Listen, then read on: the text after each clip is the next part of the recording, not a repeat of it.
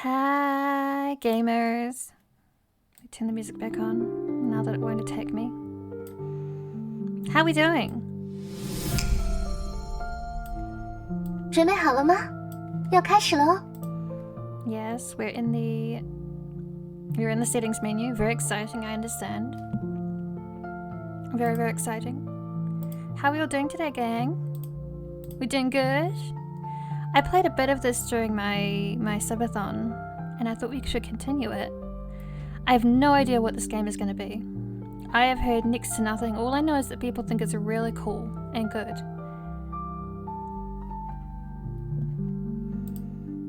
And I'm like, yeah,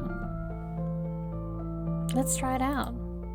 Let's see what the game's cooking.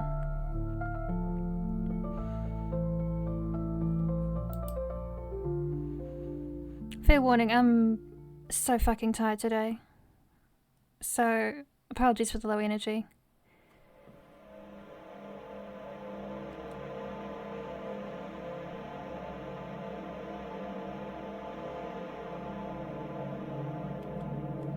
Oh, that's right, I can't... This is one of the evil ones. The evil visual novels that doesn't let me hit the spacebar. 很高兴你能愿意为我这么做，只是现在的我还是我吗？我不清楚，但我也曾期盼过这幅景象，哪怕它只是一种 Thank you for the 可 hydrate. 能。 Thank you for the hydrate, Endeavour. I do appreciate it. 我没有恶意，只是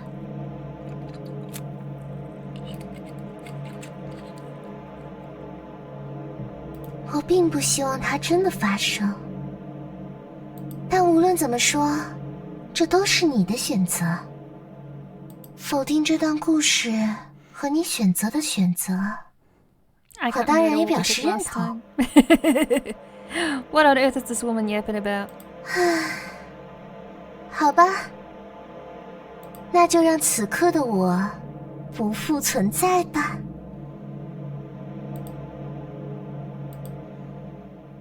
I Hey, visual novel makers, let me hit the spacebar to continue the text.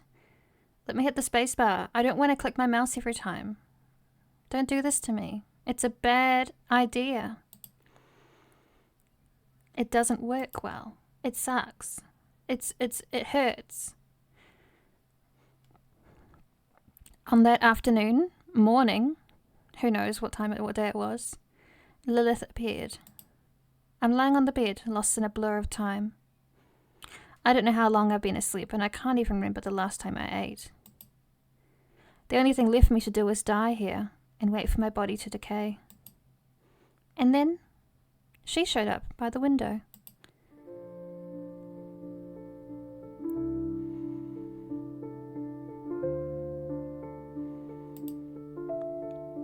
She said nothing, just tilted her head and looked at you like you were just another object in her room. Of course, you are the real master of this room. You haven't spoken to anyone in a long time, so it takes you a moment to realize how to even start. What should I...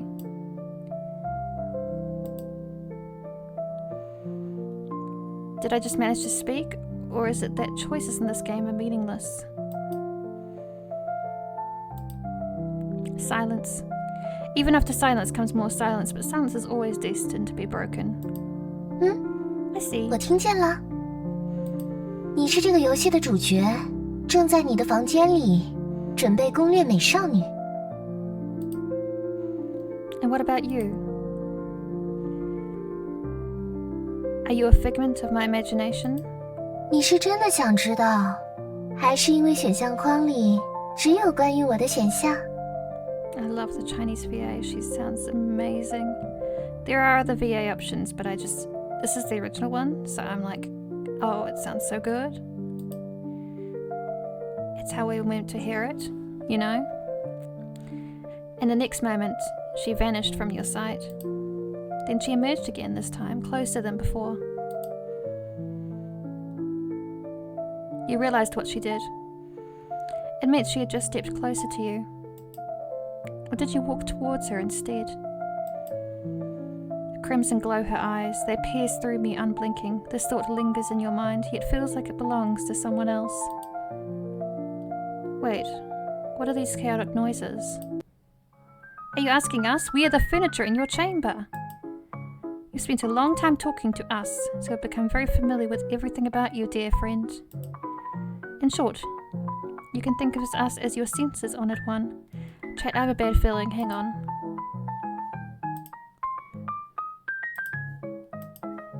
Hang on.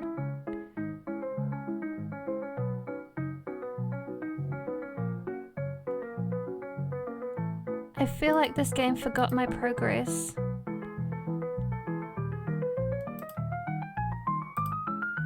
I just need to check something.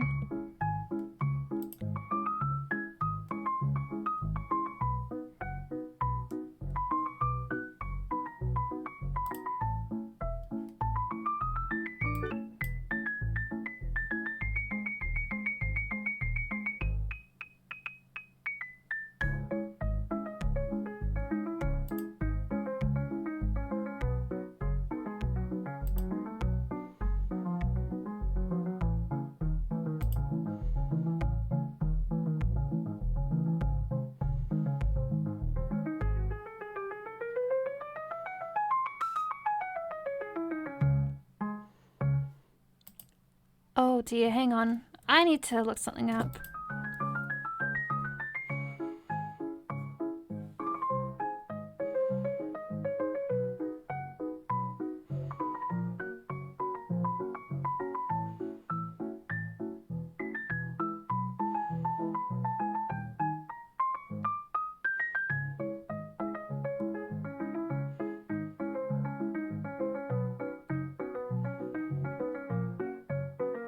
Oh, if I hadn't finished it. Every time a chapter finishes.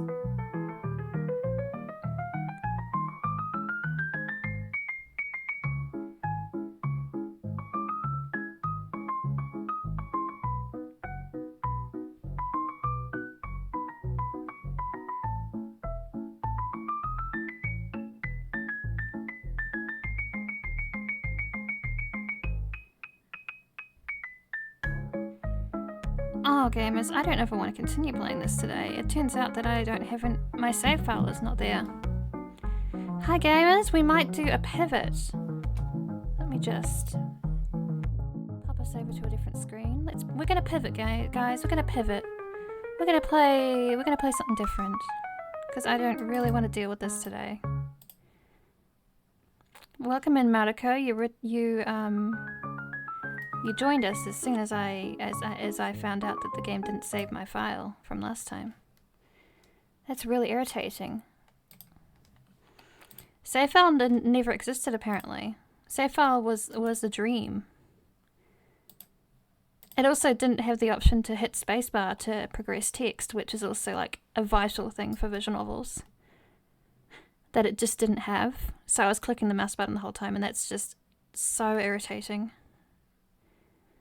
Yeah, technology is super wonderful. What have I got in my library? I do really want to start a visual novel with you guys today. I do really want to continue the visual novel gaming, but talk amongst yourselves, have a good time. You know how it is. Chat about your day. How are you doing? How are we feeling?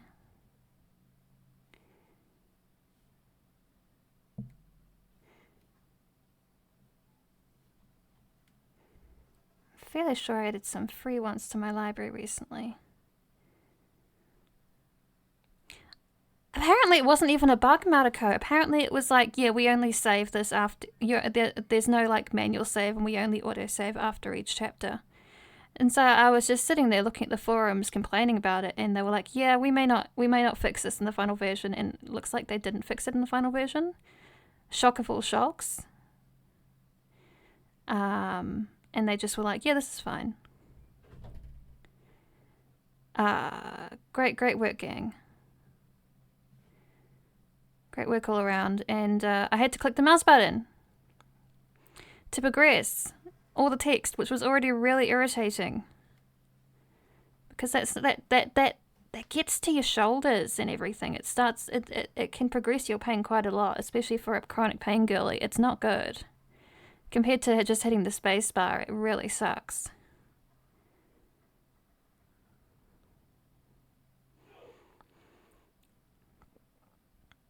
Oh, you did some gerrymandering with your mic stand. You MacGyvered it. Does anyone know what MacGyver means anymore? I know you must, Endeavour. You're cool like that. I never watched the show, but I know what MacGyver is. But you fixed your mic stand because you're so clever and cool. That's great. You know, Mariko? Thank fucking God. Thank God we have people who understand what I'm saying in here. I'm looking through my library and I really want to play Sweetest Monster, but I think that would destroy you guys. Like, I don't think you guys can cope with that. Unless you want something horrible. Do you guys want something really horrible and fucked up and potentially triggering? Is that okay with you guys? Can we do that today? I would really like to do that today. I'm feeling particularly evil. What do you reckon, guys?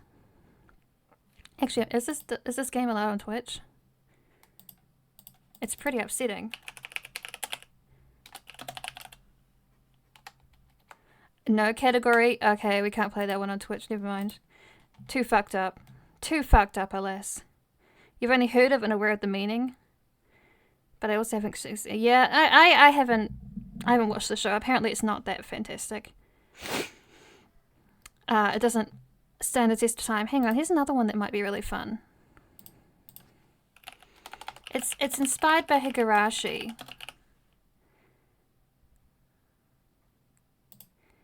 And you know how I feel about Higurashi.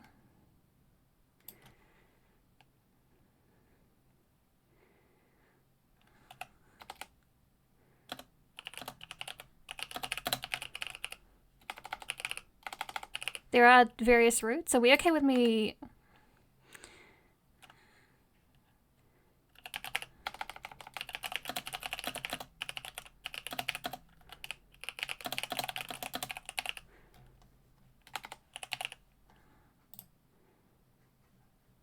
Yeah, I'm a grouch today. I won't lie, Mariko. I'm a bit of a grouch today. It's what happens when I'm a bit out of sorts. But I want to stream. I've missed that. I'm actually like enjoying myself. I just sound kind of extra bitchy.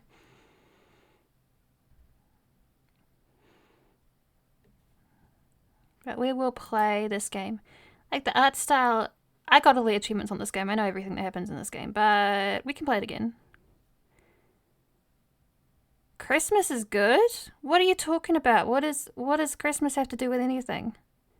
Oh, that's a Grinch, right? Not a bitch. Yeah, yeah. Oh, you and your funny little British humour. That did lift my mood though, thank you, Endeavour. Your silly little jokes. I have completed this game completely. I have all the achievements. I was insane with it. Yeah, nothing really has happened. I'm just living with my body, you know? I have been really considering figuring out how to stream from my bed, like figuring out how to do that. Because I could at least like do visual novels and like watch stuff with you guys if I was stuck in bed. Here's the thing, Endeavour, I know this will work because it's made by my queen of visual novels in the English sphere, Ebihime, who does always allow for the spacebar progression and always codes her games well. And I love this run. I love it a lot because the art they made was like the art that they commissioned is like inspired by Higarashi's original art style as well. Do you guys know much about Higurashi? Am I speaking to an audience that understands what I'm talking about?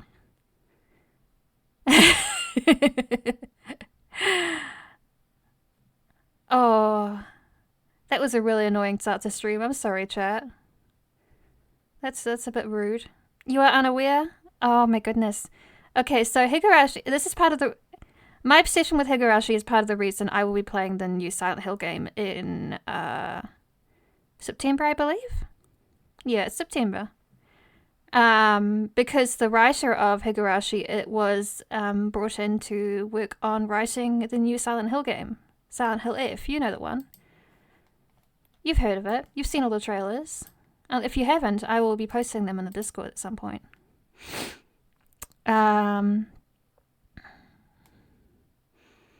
It's an incredible piece of art.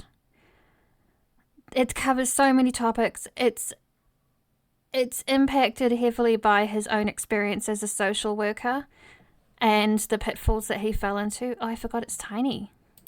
Hang on, it's tiny.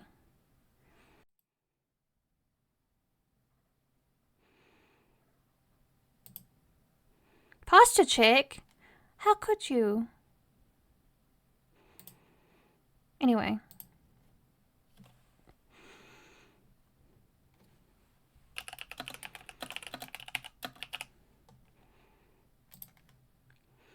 You're enjoying just seeing my shit happen, aren't you guys? You love it. Where is it? Why isn't it showing? Look at all my beautiful look at it all. Look at it all. You love it. That's not it. There's so many stupid little... There we go. You love it. That's right. You love it.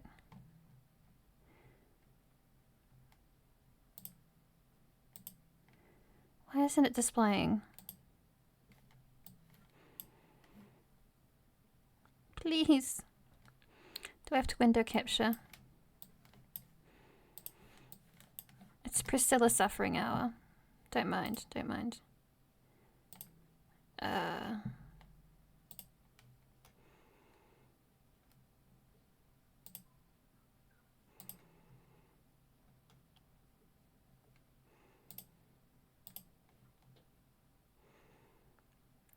What if I crashed out live on stream?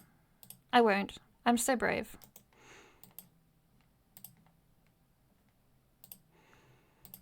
This game will not defeat me. This game will not defeat me.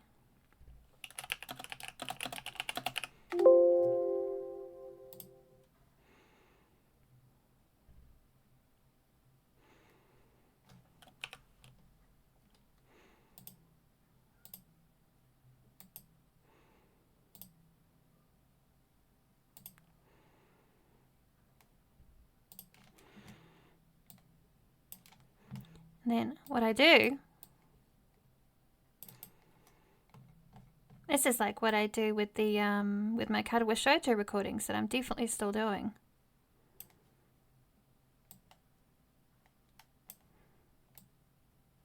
Look at my cute marine wallpaper though. Isn't she cute? I love her. My wife. Wife moments.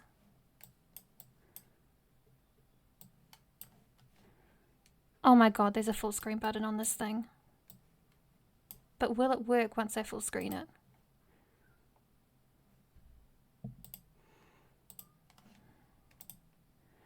Oh my god, it's actually... Oh my god, it actually works. Anyway.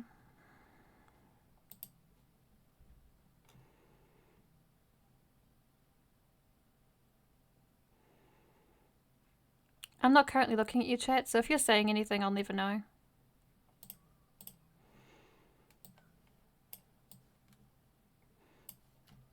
I'm just assuming that you're being good. You could be saying anything. You could be saying whatever the fuck you wanted. And I would never know. But we did it. We did it, look guys. We have game.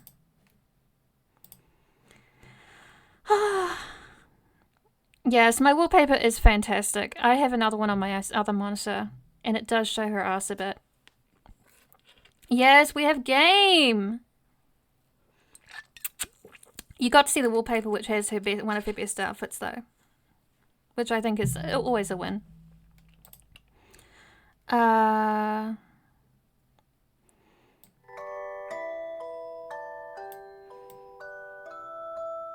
I'm generally an audio hater, but I love you guys. So you get to hear things.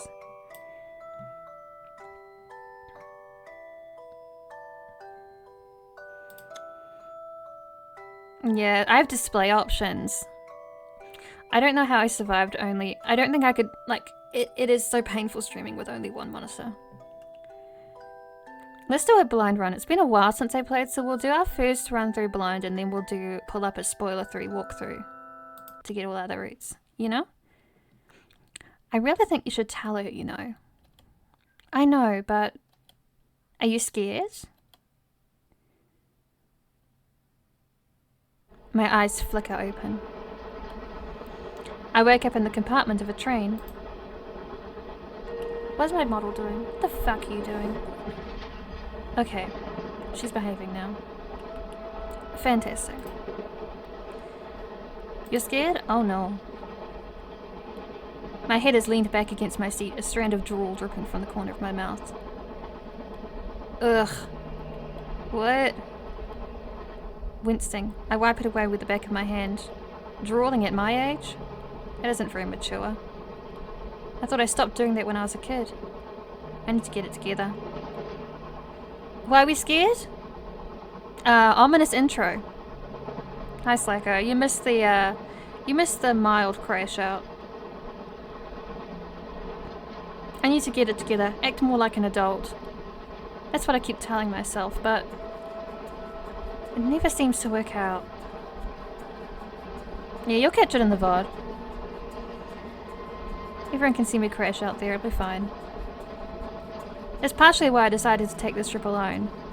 This isn't some kind of crazy coming-of-age quest for maturity. Kind of adventure, though. Yeah, doll joints are very messy. It's no fun being a doll. You look cute, but that's like your only win.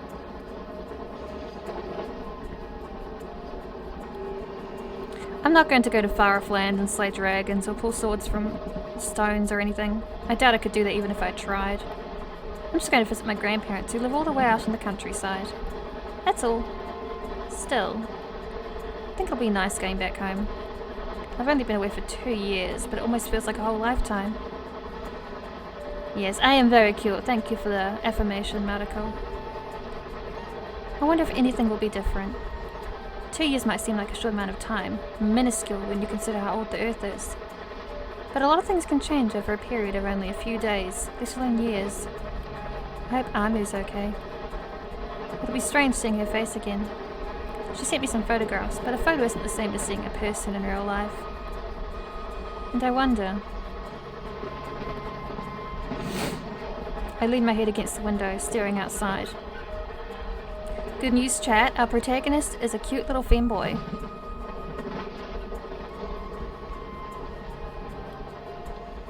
The rough movement of the train jerks my head against the glass, bumping my forehead and knocking my teeth together so they chatter. But I disregard it. I could see fields. Dyed dark blue under the evening sky. I'm not in the city anymore. I'm far away from my new house, my new school, my new friends. Saki, Miho, and Yuna. What are they doing right now? Saki, with her love of horror stories. Miho, who always scores the highest in karaoke. Yuna, who wears red ribbons in her hair and keeps falling asleep in class. But these idle thoughts soon fade away. I'm but going back home. Give Hine a treat. Oh, okay. I leave you all for a moment while I feed the gremlin.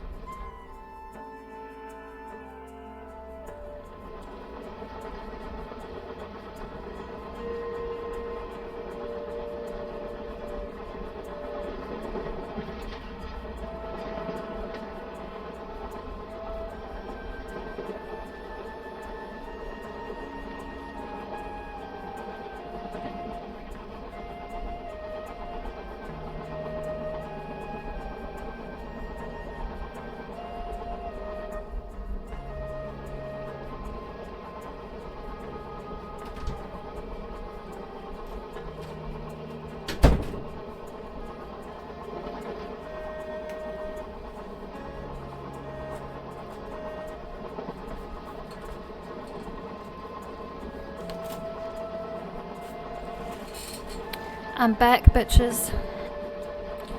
She has been fed as you demand. I kid, she was cute.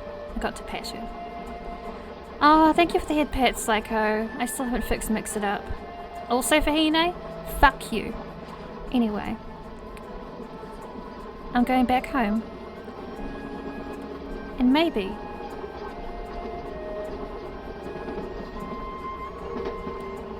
I'll see her. Sorry, chat, I'm evil today. I'm evil and mean.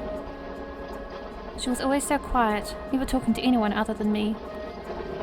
Will she be any different now? Only today? You're right, I'm extra evil today. I hope she's at least made a few new friends.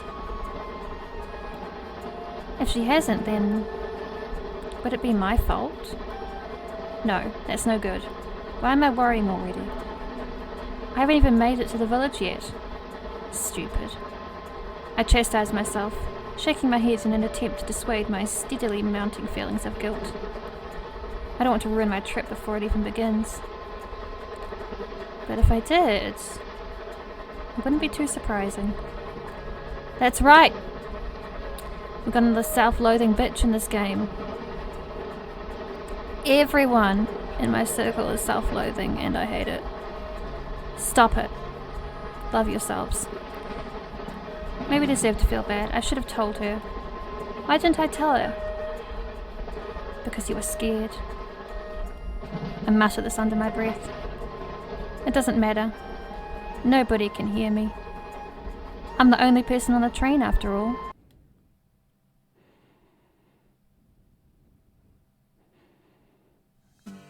Gilf.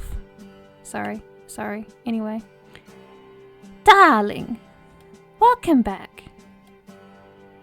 It's good to see you again, lad. You want a hand with your luggage? I stand outside the small, I hate this word. Dilapidated train station, gripping my single suitcase tight in my hand. Since I'm only going to be here for 3 days, I didn't bother to pack much. I can make do with only a few pairs of underwear and my pajamas. I don't need anything else. My grandparents are standing before me. They've come to greet me at the station with wide smiles, comforting in their familiarity. Their home is only 5 minutes away from the station, so they didn't even need to bring their car. This is probably a good thing. My mother keeps saying my grandfather's eyesight is getting worse and worse. Nowadays he can hardly read the newspaper without the aid of his thick glasses, which he hardly ever wears, given he keeps losing them. And yet he's still allowed to drive a car. Something he frequently does, according to my mother, just so he can feel superior to other people. At least this is a fairly rural area, so there aren't all that many other cars to hit. You don't need to carry anything, Grandpa. I'm good. I return my grandfather's smile and make a show of lifting my suitcase, trying to prove that I can handle it. He, however, seems skeptical. Nonsense. You made all the effort to come out here, and on that blasted train too. You must be exhausted. I'm fine. I'm not a child anymore. Grandfather peers at me, frowning. Maybe he's trying to verify the validity of my statement. I wonder if he's forgotten how old I am. What's this? You still look like a youngster to me. Hey, I am 16. Oh, he's a child. An infant. A toddler. Reminder, this is an 18+ stream. 18+ streamer. If you are an infant toddler like this man, like this little boy, I will kindly ask you to leave.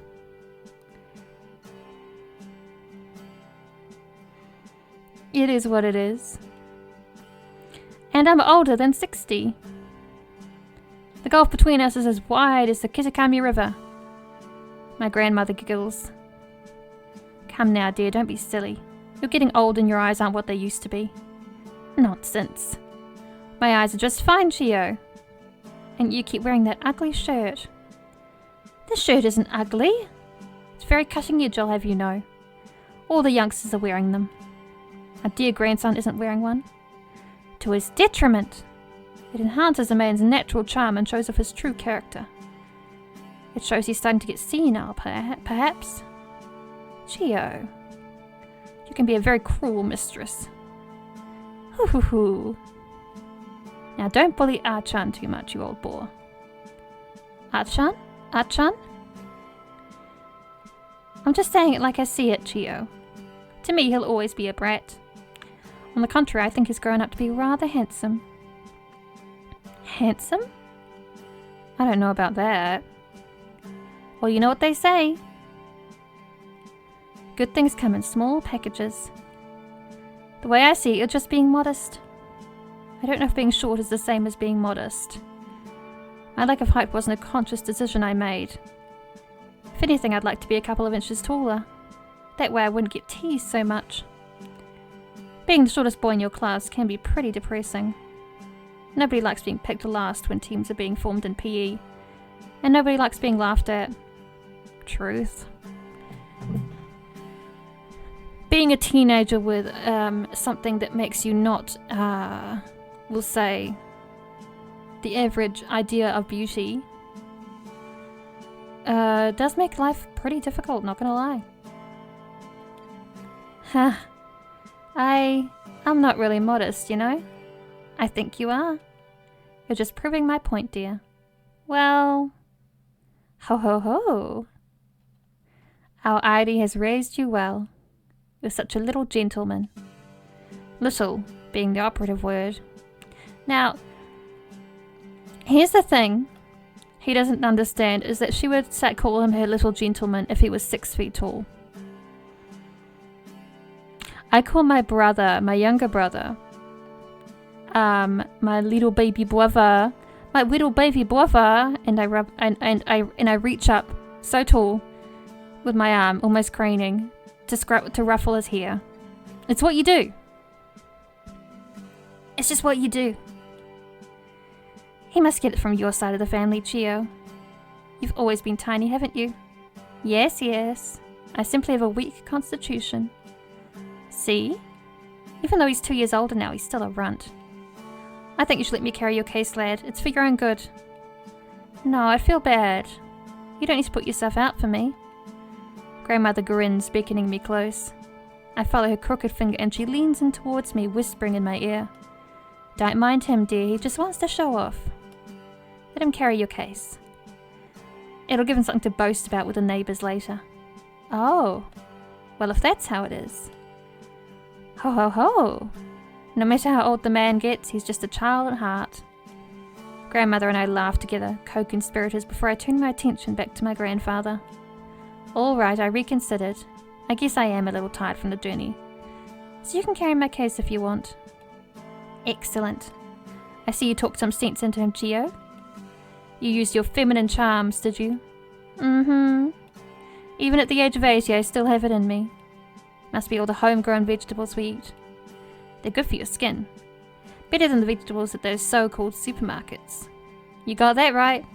No tomatoes taste as good as yours, Chio. Ha ha ha.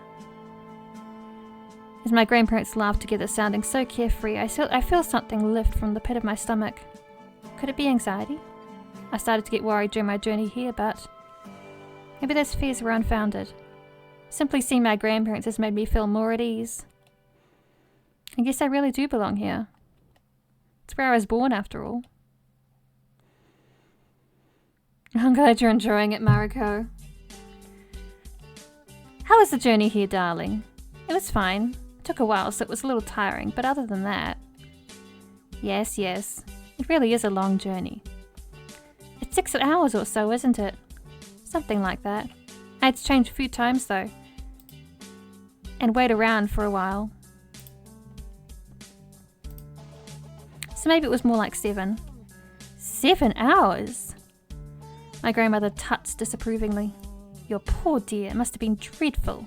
You need to eat more. Here, take this. Thanks. I look at my loaded plate with suspicion. Even though grandmother said all that stuff about me being grown up and handsome, did she really believe it? If she did, why did she make me so much food? She'd do that for any of her grandkids, baby. That's how she shows she cares. That's just what she does. Look at her. She likes to feed people. She likes to make sure they have full tummies when they're staying with her. It makes her feel happy. It's almost like she's trying to feed up a starving kitten. There weren't many people on the train though. For the last 2 stations, I was the only one. It wasn't too stressful. Ah well, this is a very small village. Not many people come up here, and more people have been leaving. Huh? But why? Because there aren't enough jobs to go around. Means there's no reason to stay. Now most of what's left here is just us old people. It's sad, really.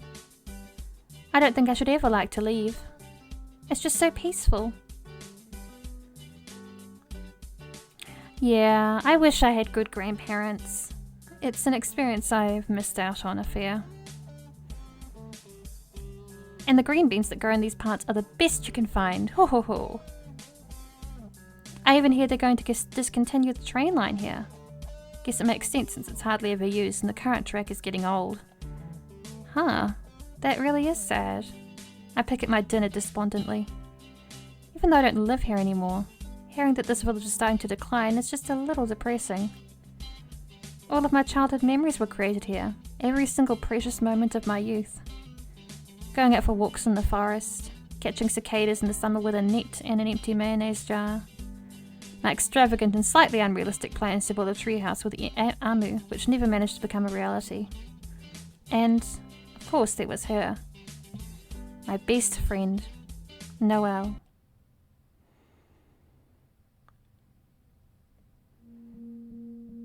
Hey, Achan. God, it's been too long. Saki's voice, wry and quietly sarcastic as ever, come through to me from the other end of the phone. The phoning in my grandparents' home is fairly old, more of an antique than a fully functional means of communication, and it distorts her voice, just as ripples across water can mar a reflection. Even so, I recognize it. How could I not? That kind of tone can only belong to the Saki I know, and sort of, with a certain amount of fear, love. I smile, shaking my head. She's acting like she hasn't seen me in years. It hasn't been that long. Only a couple of days. But it feels like an eternity. I've been so bored. I'm sitting on the floor cross-legged, the cord of the phone snaked about in my lap. My hair is damp from the bath and my face feels slightly flushed. I think I used a little too much hot water. I've always loved hot baths ever since I was a kid, but sometimes I go overboard and emerge from my long soaks on uneasy legs, my skin bright pink and puckered like a prune. I yawn, holding one hand up against my mouth and shift slightly, balancing the phone against my shoulder and the crook of my neck. How do people do that? That's crazy. How can you be bored? You have all those brothers and sisters to look after, don't you? Ugh, don't remind me. I only just got them all off to bed. It's so unfair. If my parents wanted to go off on a romantic holiday, they should have thought twice before having so many kids. Why should I have to stay behind and look after them just because I'm the oldest? Oh, girl, I'm sorry. That's fucked up. But you wouldn't have wanted to go on holiday with them either, would you? With my parents? Of course not. I'd rather die. Did you know they've gone to Okinawa? Who wants to go to Okinawa? I went there on a school trip a few years ago and it's a complete tourist trap. Tacky merchandise everywhere and it's also bright and noisy. Not to mention the weather. Saki has a very pale complexion, which she guards jealously. She always slathers on sunscreen and inches thick, whenever so much as a single glint of sunshine can be seen peeking out from behind a cloud. And I don't know why you're so unhappy. If you didn't want to go with them in the first place, then there's no problem, right? It's the principle of the thing, that's all. I'm hurt. They didn't even invite me, because they knew you wouldn't want to go. But I still would have liked an invitation. Would at least have given the vague illusion that my company is high demand this holiday. What about Miho and Yuna? Yuna went to stay with her big sister for a few days. And Miho's out camping with her parents. Saki sighs. This is so pathetic. I'm the only one who doesn't have anything to do. Not a single thing. But taking care of your siblings is a noble job. Oh, shut up, Ah-chan. Speaking like an only child. Haha, yeah, noble. Saki laughs dryly without any trace of humour. If you think watching reruns of Heidi for hours on end is noble, then sure. I kind of liked Heidi. I had the whole series on VHS and I used to rewatch it regularly, even up until my early teens when I was feeling bad. That is until my mother rummaged through my bedroom when I wasn't home and threw all my old VHS tapes out. I was pretty sore about that at the time, and I still am actually. Most of those shows don't get aired on TV anymore. I liked it too, but that was when I was about 5. But most of your siblings are 5. I know, it's so depressing I could scream. However, I will refrain, because that would wake those monsters up again. It sounds rough. You have no idea. You haven't known true torture until you've had the task of putting 4 young children to bed. Why do these parents have so many fucking kids? When they don't want to take care of them. They should have hired a babysitter to help her at the very least. Having met Saki's siblings several times during my trips to her home, I knew no better than to berate her. Although I genuinely like young children, Saki's siblings are something else altogether. They're more like gremlins than cute kids, and they're so loud too. It's no wonder Saki always has such dark bags under her eyes. Living in a small home filled with tiny children prone to waking up in the very early hours of morning and slipping into their big sister's bed must be incredibly exhausting. It's getting so bad that I'm starting to think Okinawa would be better after all. Okinawa? What a joke. Why couldn't they go somewhere classy like France or Italy? And if it absolutely has to be Japan, then Ginza would definitely be the best choice. My parents have like no sense of style. None whatsoever. A sigh. Anyway, I hope you're having a good time at least. I'm not entirely sure yet. I only just got here. Your train journey was that long? Yeah, Like 7 hours or so. I'd hate that so much, being cramped upon a train with strangers coughing on me. It really wasn't that bad. It was pretty quiet, really. That's good, I suppose. More than can be said for my day. A pause. Hey, Achan. What is it? I hope you have a good time on your trip. Honestly. I'm not just saying it. Yeah, I know. I hope you get along with your friends. Your old friends. And, I shuffle around trying to get comfortable. My bare feet, toes twitching, are starting to feel strange, slightly heavy. Have they gone numb from sitting cross-legged on the wooden floor for so long? If you ever feel overwhelmed, you can always call me. I probably won't be doing anything interesting. If anything... Oh my god!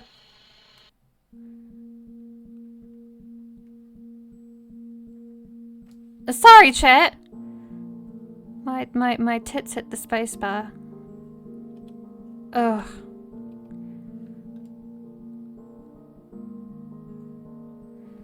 Here we go. We're back where we're meant to be. If you ever feel overwhelmed, you can always call me. I probably won't be doing anything interesting. If anything, I'd appreciate having somebody to talk to other than the mothers at the local playground. Sure. I'll try to keep in contact if I have time. But I am going to be back in 3 days. Just try to hold out until then. I'll do my best. 3 days of endless Heidi reruns and pillow fights and takeout pizza. Thank you for the sub, Ruby. I appreciate it. 6 months? That's fucking insane. Welcome in. I'll have to grin and bear it, I suppose. Not that Saki grins very often. That would conflict with her pale-skinned, dark-eyed, eternal queen of the night appearance. Oh, and one more thing. Make sure you bring me back a souvenir. I need some kind of excitement lingering on the horizon to get me through this living nightmare. Otherwise I might snap and stab myself in the eye with a wax crayon. Yeah, 6 whole months, that's fucking insane. Ugh.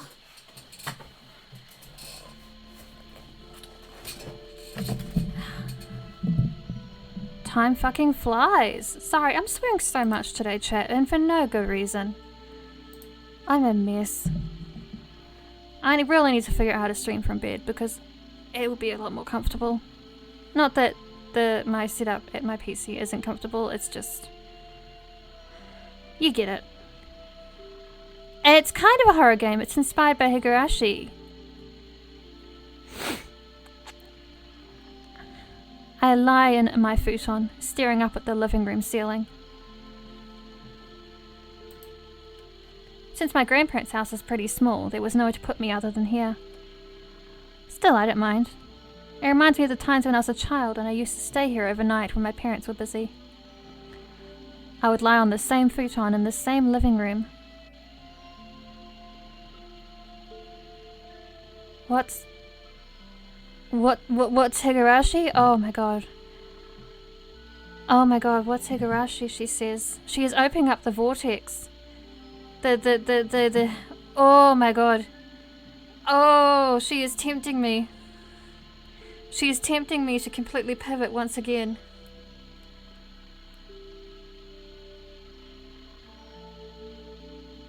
Oh my god. Oh, she is tempting me to pivot again.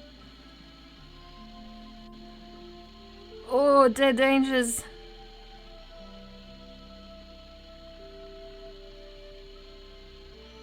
Oh, okay.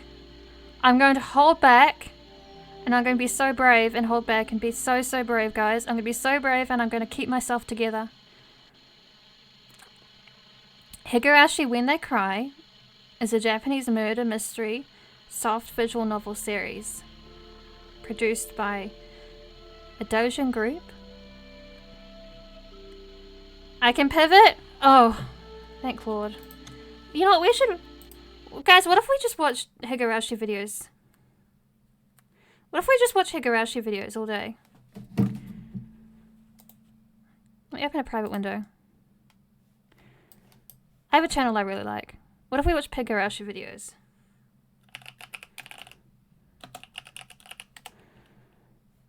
I don't know what's on my OBS right now. Nothing? Okay.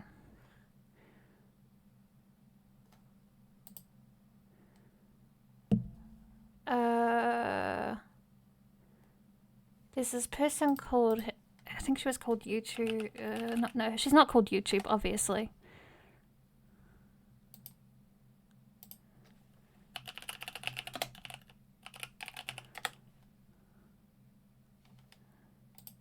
Here we go.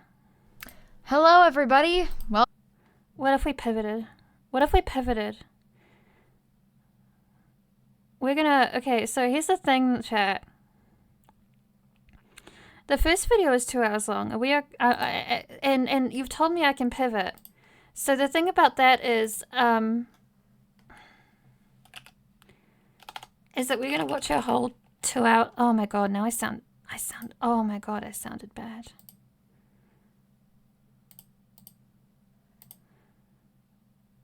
I'm not even sick. This is just what my body does. Don't worry, it's a private window.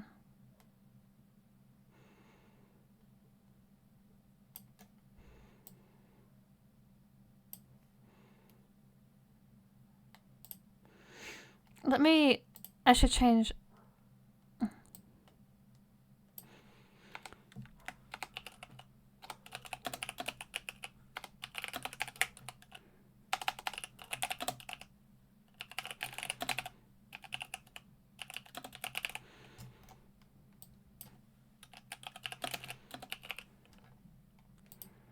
Let me change my category so I don't lose my mind about that.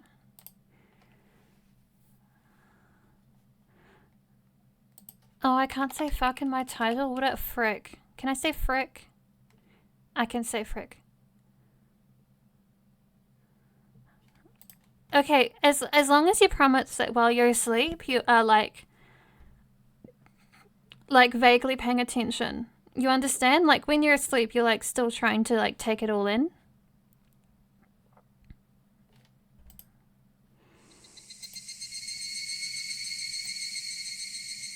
the protagonist arrives in a small town where a mystery is about to unfold. Maybe even a conspiracy. Jokes aside, you are allowed to fall asleep The for this one. villagers We're are watching not what they videos, seem to fucking- be, and something Who give a sinister shit? has taken root here. Hang on, I've got This could subtitles. describe any number of stories. Oh, okay. I could be talking about Twin Peaks, The Stepford Wives, or any Silent Hill game right now, and if you guessed any of those, they would I'm really mad that we only have auto-generated subtitles, but this is American accent, very clear, very understandable. So if any words are wrong, that's because YouTube doesn't know what they are. all be valid answers. But unless you're of a certain cultured persuasion, there's one story that you might not think of immediately. Yet it is one of the best entries in the small-town horror subgenre that I have yet to Yes, experience. it fucking is! I don't know why I'm being all coy about it. You literally clicked on the title to get here. Of course, I'm talking about Higurashi When They Cry, a sound novel written Yes. by Ryokishi 07 and initially released in Japan. When They Cry, a sound novel written by Ryokishi. This is the guy that they poked to do the new Silent Hill, and I'm so fucking excited. 07 and initially released in Japan in 2002. It follows the story the of one that's Keiichi in Japan. Maebara, a student and new resident of Hinamizawa. She's showing anime clips. Chat, the anime is not a good substitute for the story that the visual novel tells. I will tell you that. The anime is something you watch after you've experienced the whole visual novel, because it is not a good substitute. A small town in the boonies of Japan back in 1983. Obviously, something goes wrong, and Keiichi must endure the events that transpire after the infamous Watanagashi Festival, but it is really left up to the player to examine the story and figure out the mystery. Hello everyone, I'm Hedgehog, welcome back to this nonsense, and this is Higurashi.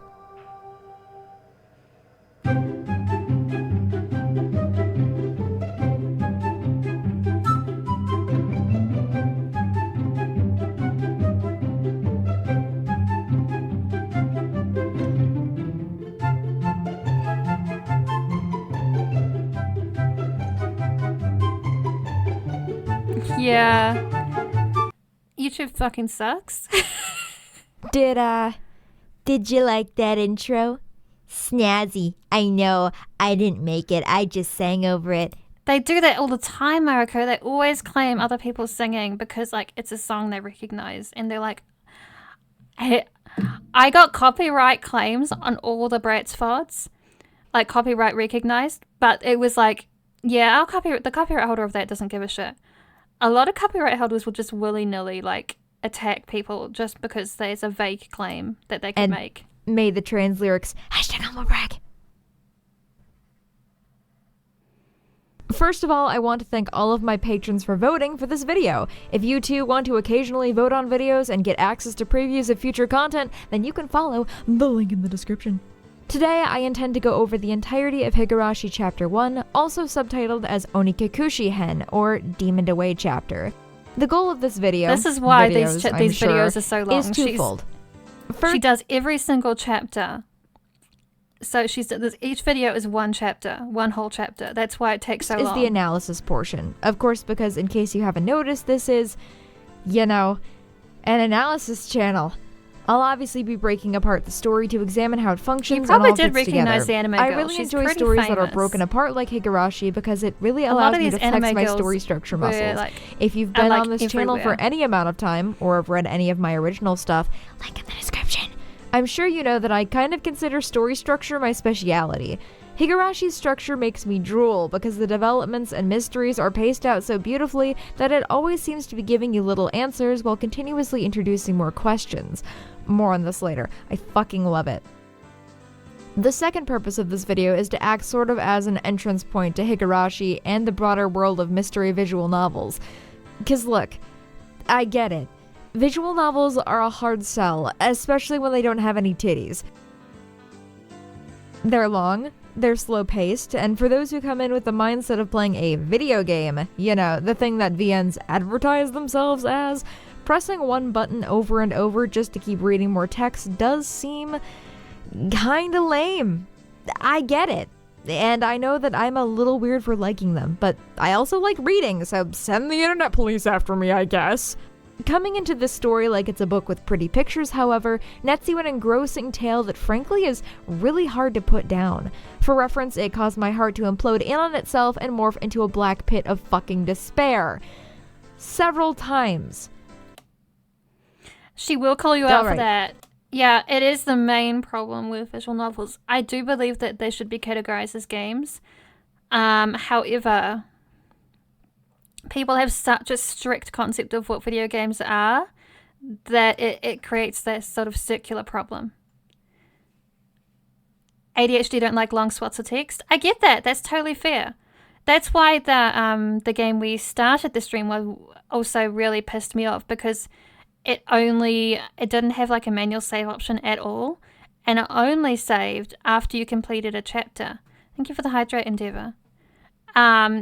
And that is horrific for anyone who can't complete a chapter in one sitting. As you got older, you started to appreciate them. Yeah. I think they're definitely an art form that is better for people who have sort of settled into what they like. It's very hard to present visual novels as exciting options to younger people. Alright, enough of the Victorian writer posturing. In plain English, it fucking rules. So here's what we're gonna do. Or at least what I'm gonna do. If you want to stick around to see it, then that's your own prerogative. We're gonna go through the entire story of Onikakushi Hen, add English voice acting to some of the important scenes for dramatic effect, and to finally get... Games as a form of artistic media is still relatively new as a concept, though. It is psycho. However, people are cowards. I understand that you are being reasonable and normal about this, but I will not be. Give Alamis the chance to flex, because holy cow, after 4 years, I'd say she deserves it. And then pause at specific moments to break the story apart and see how it works. All I ask, dear viewer, in return for all my hard work on this video, is that you don't watch it. Okay, I'm kidding. Kind of. But seriously, experiencing Higurashi through my videos is... Yeah, if you guys think that you can read the whole fucking story on your own instead of experiencing through the videos with me today, please do. please fuck off, mute my stream on the tab, and go enjoy them. But otherwise, strap in. Is all fine and well, but nothing can quite replace the original, and it's not going to be the same if you try to read it after I spoil the whole plot for you. So make a deal with me, the demon on your shoulder, right here and now. If, while you're watching this video, the thought ever crosses your mind that this is all pretty neat and it might be fun to, perchance, experience it as it was originally intended, and without me sucking absolutely all of the magic out of it, act on that thought. Higurashi had a brilliant release format, splitting the game into different chapters that can be purchased and downloaded separately. The first game is only going to run you like $8 on Steam and will take less than 50. No, the first chapter is free, as said. All of the When They Cry franchises, including Umineko and Syconia, which is still releasing. Syconia is still releasing currently. I don't believe there's anything more than a couple of chapters out for that yet.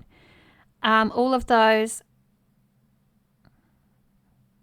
have their first chapters completely free, so people can really get into the story and understand whether they'll enjoy it or not. Are you why Steam keeps telling you to buy these games? Yeah, probably. 15 hours to You have a special power with spoilers. You'll 100% forget about them. Yeah. Chronic memory issues, gang. Let's go. get through. Also, it's like constantly going on sale. Yep, that's the other thing. It's constantly going on sale. You can buy these games for dirt cheap. So you'll probably pay even less than that. Each individual chapter has its own story that ties Dirt itself cheap. up pretty neatly in a little bow, so it's not really weird to take a break in between chapters either. That one Syconia, I think, is a bit more pricey just because it's current. But Higurashi and Umineko, I believe, go on sale so fucking frequently that it's worth it. won't make a whole ton of sense now, but by the end of this series it will. Hopefully. Just a couple of notes before we start. First, I have a wonderful repertoire cast of actors that I've been pretty consistently working with for years. Not all of them are in this particular video, but you'll see all of them pop up on this channel pretty frequently. For those that have them, the links to their internet presence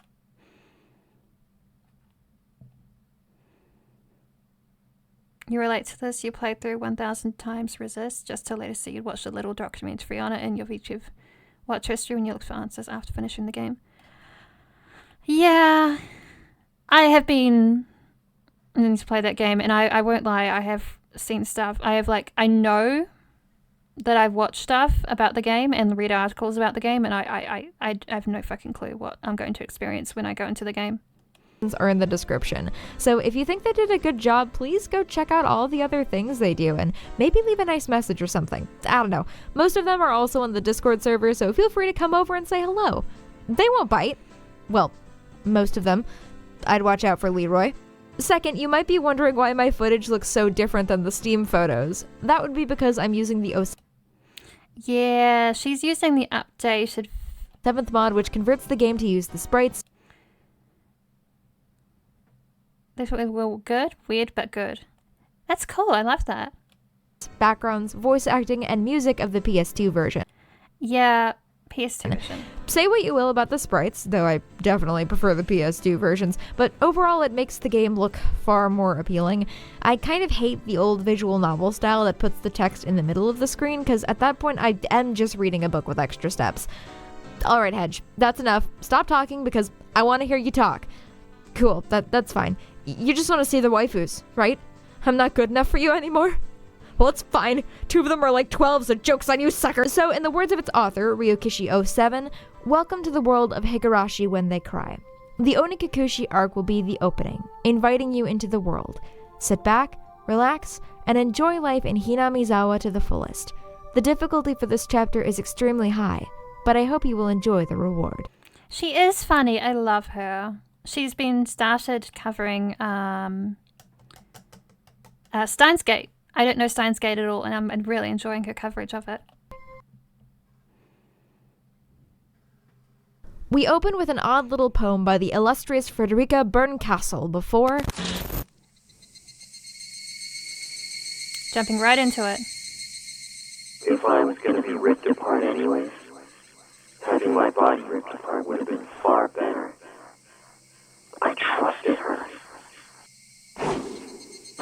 No, I still trust her. But I'm starting to realize I only wanted to trust her because I refused to accept the truth. It was as if I was trying to convince myself in such a silly... Oh shit, hey Piranha. This is a really messy stream today. Welcome to what we have finally decided to do. sobbing voice. Someone asked me what Higurashi was, so we're watching video essays now. Those tears making a mess of my face. Somebody's been apologizing for a while now. I wonder what she's apologizing for. I started to feel a little annoyed at whoever was refusing to forgive her. No matter how bad the Yes, mistake, hi Piranha. I there's hope you're nothing that doing can't well. be forgiven. She's still apologizing, even now. Then, has she done something that can't be fixed? I have no idea what she's done, but if it can't be fixed, then that's all the more reason to forgive her. This young man, waxing poetic, who you won't actually see until the 5th chapter of this game, is our main protagonist, Keiichi Maebara. He's currently on a train, riding back from the city after attending the funeral of a relative. He used to live there, but about a month ago, he and his family moved to a small backwater town in the boonies. Past where the dense forest encroaching on the mountain road suddenly opened up.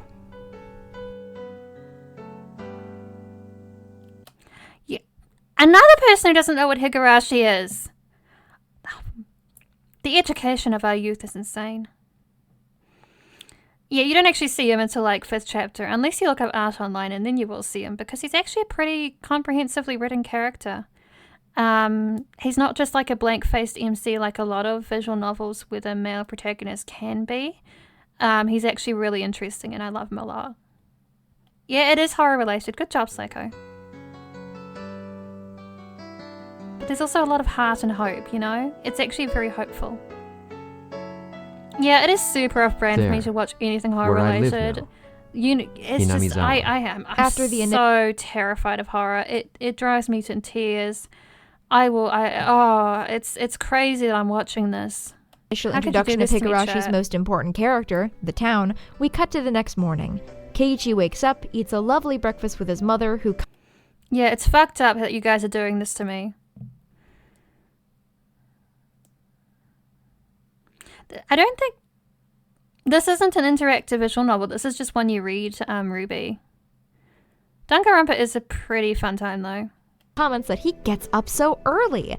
A high school boy, get up early? What kind of alternate universe is this?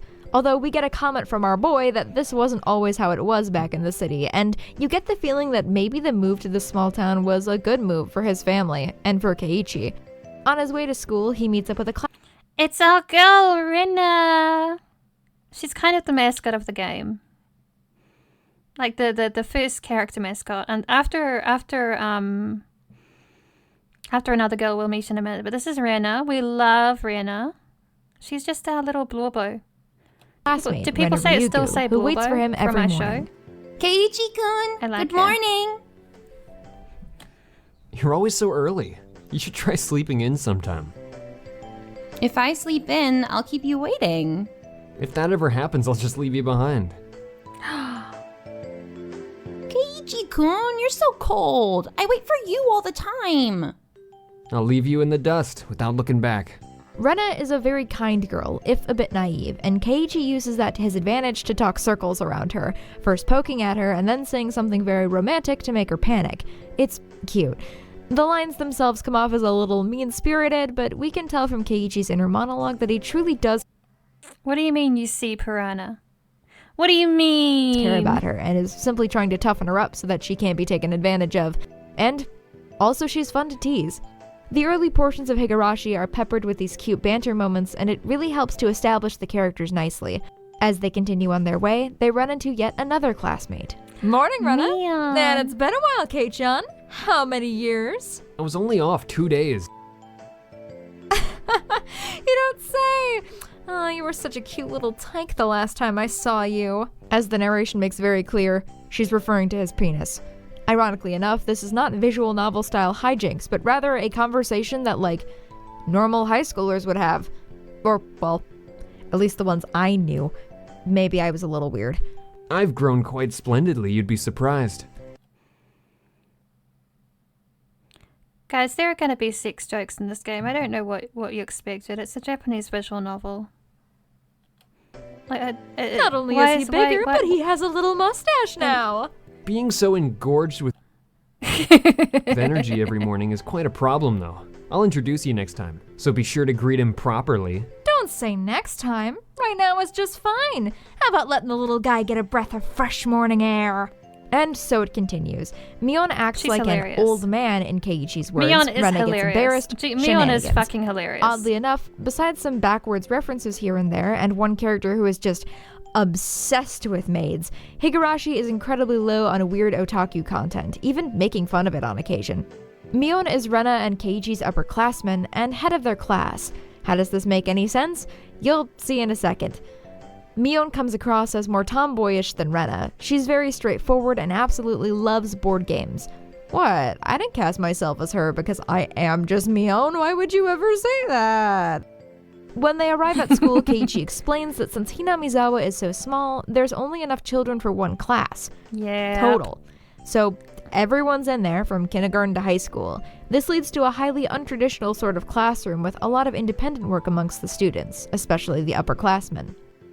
Suddenly, when they reach the classroom, Mion lets Keiichi take the lead, but he's not going to fall for that again. There's a clever trap set by one of the younger kids, Satoko Hojo. Satoko! I fucking love Satoko. She's my favorite character in the games. She's my best girl. Satoko is haughty, clever, and has a little bit of a cruel streak. We're never given her exact age, but she's probably about 12. In the classroom, she has laid about 3 layers of traps, and just when Keiichi thinks he's got them figured out, he gets caught up in the last one and hurts himself. Look at her! Look at that little gremlin. She's even got the little tooth. That's how you know she's a gremlin. My, what do we have here? A fair morning to you, Keiichi-san. Aren't we a lively one this morning? That was a step up from your usual trap, Satoko. I haven't the faintest idea what you mean. You're quite unlucky this morning. You little ow. And here is the other mascot of the game. It's a murder mystery sometimes. Sometimes it's a different genre. It jumps around based on like what the current issues of the story are. It works well though. This is the mascot of the game. She's actually really fucking important. Pain, go away. A small hand, belonging to the final member of the main cast, Rika Furude, rubs his head. You didn't sprain your back or anything, did you? If you rub it like this, the pain disappears. Yeah. Thanks, Rika-chan. The pain's going away now. You were looking forward to more pee-pee shaming, now you're confused? That's just a Mion thing. She just likes making nasty little jokes like that. Yay! Rika-chan, good morning. Good morning to you, Rena. A good morning to all. In contrast to Satoko, Rika is the very model of a good kid. She's polite, small, and very adorable. You get the distinct feeling that she sometimes uses these facts to her advantage. The 5 banter and bicker together for a while, and eventually Rena can't take the cuteness and goes cute mode. Aww, Satoko-chan is crying. So cute. You can't take them home. Oh, but they're so cute. You can't, no matter how cute they are. But just for a bit, it's fine. It's fine. As it turns out, Rena adores cute things, and it is an ongoing trend of her to want to take cute things home with her. And on it goes for the rest of the morning. All right. I want to take a second to address the elephant in the room. Something that you're probably already thinking of. This is Higurashi? The psychological horror mystery that people have been hyping up for years? Yes, it is. But so far it does seem rather underwhelming, doesn't it? While the writing for the characters and how they interact is top-notch, giving them a little more personality than your average visual novel character, this is all a little long, a little boring even. Hey, I'm there with you. I started reading Higurashi about 3 different times before I finally made it through the first chapter. The fact is that the game is going to continue on like this for nearly half its run before finally going balls to the wall bananas insane. There's 2 distinct reasons for this. One that made this first half much easier for me to swallow on my initial playthrough. One, of course, is that you get attached to the characters by allowing them to simply exist and interact in their natural environment. You get to relate to them as people by observing and experiencing their everyday lives. The other is so that when it does pivot into its darker plotline, you're given a solid base for how this world usually is or should be. Yeah, just a little bit of insanity. Yeah. Another thing is that this game is split into question and answer arcs.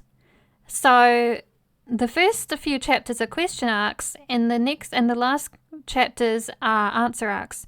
So the question arcs set up like mysteries and leave you grasping on straws and not knowing what's going on. And the answer arcs answer things, basically. So that you, along with Keiichi, both have a distinct wish to return to when the world... they leave you fumbling up a creek without a paddle for a long while. And then everything gets really interesting and they answer things and it actually like works. Was good and simple for our main cast. Your whole life is a question This is arc. all well and good. However, same. I believe that this first chapter has a problem that plagues a lot of visual novels. Its pacing is atrocious. Specifically, it's drawn out far too long. We get to learn every aspect of Keiichi's life down to what he has for breakfast in the morning, and frankly, it's not really a level of detail that we need. The achievements for the Steam version are automatically collected upon completion of the chapters, so they act as a good metric for how many players stuck around, and there is a dramatic decrease in players between chapters 1 and 2 of about 30%. This might not seem all that big for your average game, but the drop-off for future chapters is far less extreme. In fact, with its long opening segment, Onikakushi Hen specifically reminds me of a certain game that any of you who have been following me for a while will be intimately familiar with. I'm talking, of course, about Doki Doki Literature Club, a game that begins as a calming slice of life VN about the antics of a high school literature club before also taking a hard right into horror. There's many differences between the two, of course. DDLC falls much more in line with viral shock horror, while Higurashi is an incredibly slow burn that feels more like a mystery thriller. Yes! I played Doki Doki Literature Club back in the day when it released. It's good. Don't get me wrong, it's a good game. But it's not the type of horror that I genuinely usually enjoy, and I enjoy slow burn psychological stuff a lot more, and that's what Higurashi is. Than a horror game by the end of its run.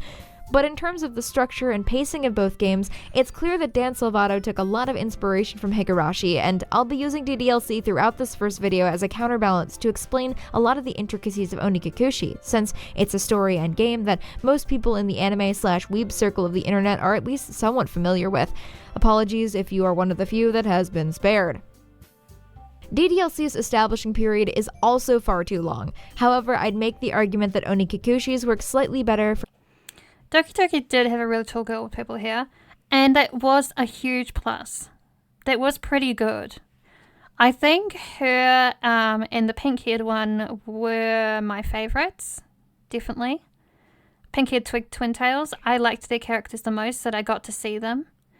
But I really feel like those games that Doki Doki would have benefited from me actually getting to know the characters. It would have made the horror of what's going on actually hit better. Because we barely get to know them. We get to know them on a surface level, really, and it makes it so that the actual shock and upset doesn't hit as hard as it could have. For one reason only. If you can get past the odd feeling that this is a very different story than what you were expecting, Higurashi's characters are a lot more fun. They feel like a group of friends instead of a set of waifus in a bubble. I'm well aware, of course, that this was very intentional on the part of DDLC, as its goals are more in line with creating a commentary than in creating an engaging story, but the point ultimately still stands. I think what DDLC is doing in its commentary is very good. I have to say that waifu visual novels aren't bad on their face, right? I think they suck when the waifus aren't like they don't have personalities and they're just like something to stick a dick into, you know? Like, we only care about them because they're cute. I think that's the problem. I much prefer, like, there has to be something to them. Otherwise, what's the point? Just get a sex doll. I don't know. Speaking of the characters, we're going to be spending a lot more time with them before the story really gets interesting, so I'll try to paraphrase as much as I can, while hopefully still getting you involved enough in them that you'll care when things start going awry. The rest of the morning goes pretty uneventfully. Keiichi helps Rena and Mion with their schoolwork, and then the group, Keiichi, Rena, Mion, Satoko, and Rika, all sit down for lunch together. My, isn't Sir Keiichi's lunch extravagant today? My, isn't Madame Satoko's lunch extravagant as well? The group all shares the side dishes from their lunches. For those not as familiar with Japanese culture, most traditional meals, including Oh my god, I want to eat that.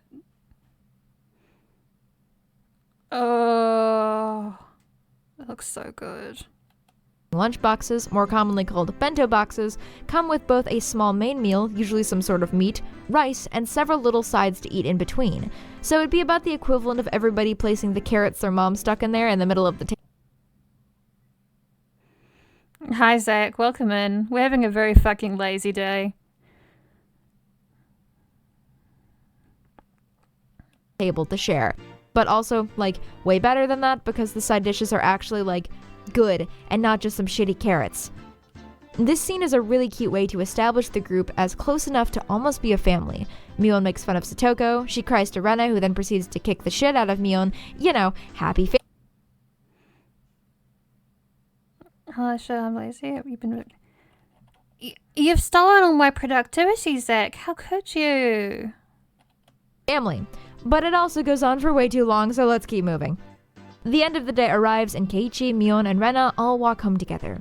Mion and Rena invite Keiichi out the next day to show him around town. Evil Zach. You'll come, of course, right? If I'm free. You're being invited by a girl, you know. If I'm free. You're probably free anyways. If I'm free. Keiichi-kun, you're not free, perhaps? Perhaps. He is, of course, free, just being a stubborn idiot. If there's one thing I hope... No, it's okay. I've been way too productive recently. He can have it for a bit. I am tired. I am tired, little doll. I suffer. I tired. I really fucking... Hey, give me a picture. Hang on. Hang on. Hang on. Hang on. He gave me a picture. Chat. I was going to show this on stream. He gave me a picture.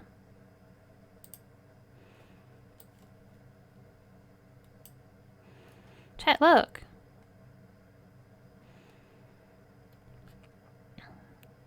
Chat, are you looking? He made this up for me. It's so cute. I love it. Ah, it's pretty. I really like it a lot. Am I familiar with the game World of Horror? I am. The chair was a pain. Furniture is rude, quite frankly. I am familiar with the game World of Horror. I need to play it more. It's very fun. This video teaches you, it's that Keiichi is always a stubborn idiot. Yeah. The next morning arrives, and of course Keiichi is fashionably late. Rena and Mion take him around the village, and it's pretty... Look at Rena's cute little outfit! Look at her! Look at her! Mion's adorable too, but she's not kawaii. Ah shit, fuck! Ah! uneventful. Ah shit! Fuck! Oh my god! Hi! Shit! Fuck! Hi!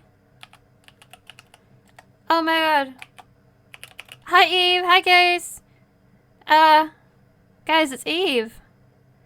I love Eve! Oh my god, and it's Howie as well! Shit! Shit, fuck! Hi! We're having a lazy day over here. We're watching analysis videos. Because someone in chat said, what's Higurashi? And it awoke a sleeper agent in me. Hi guys, how you doing? What did you play? What were you doing? You were... Oh no, I know, I saw what you were doing. You were playing Dawn Trail.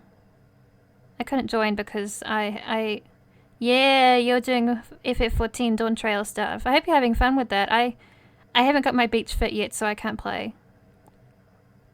And I don't want to be spoiled. I am grinding my beach fit so hard though. I am going to get that.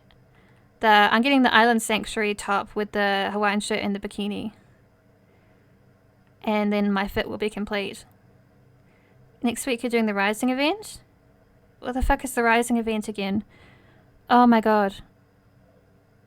Is that the is that something I should know?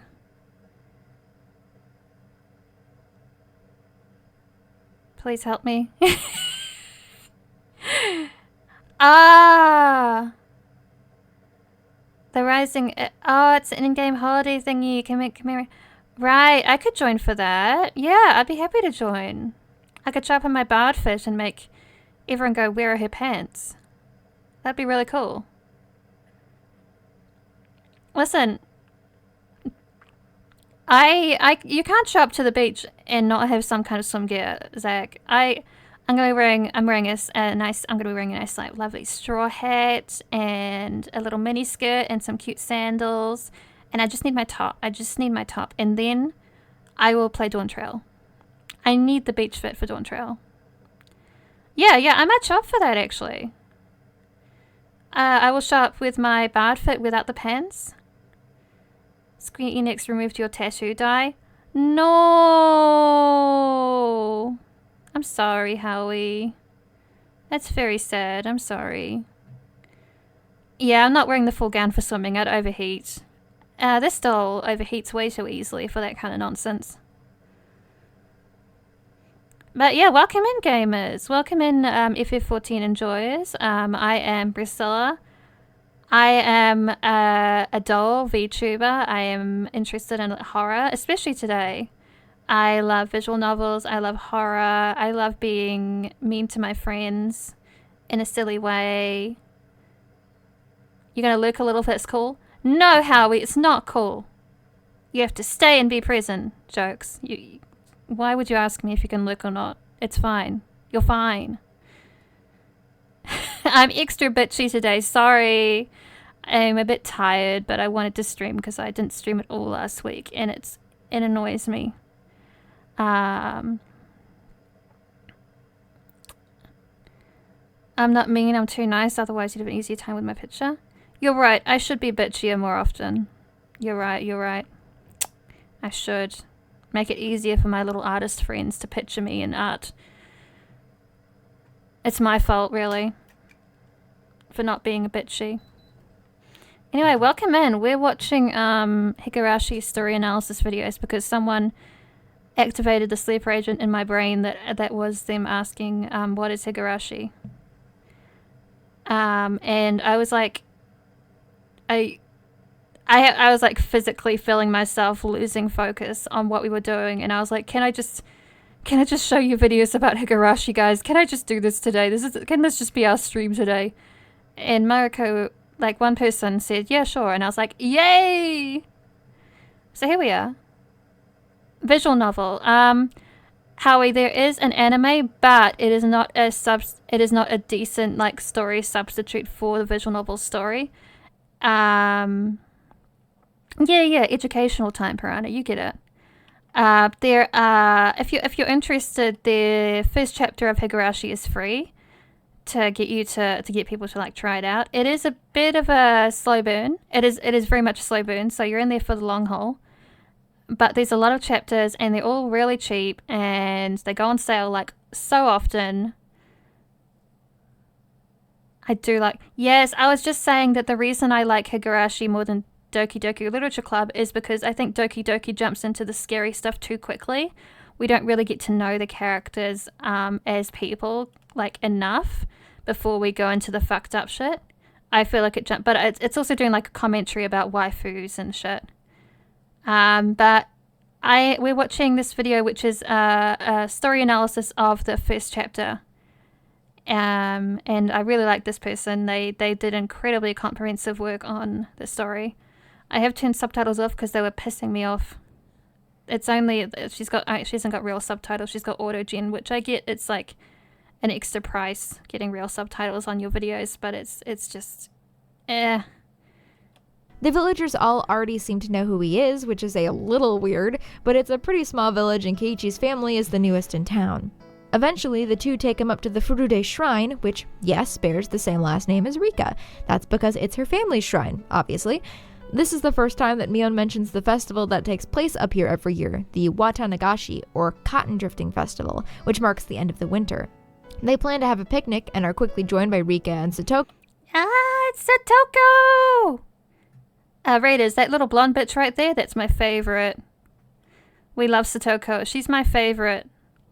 Who live together in Rika's house, so of course live right nearby.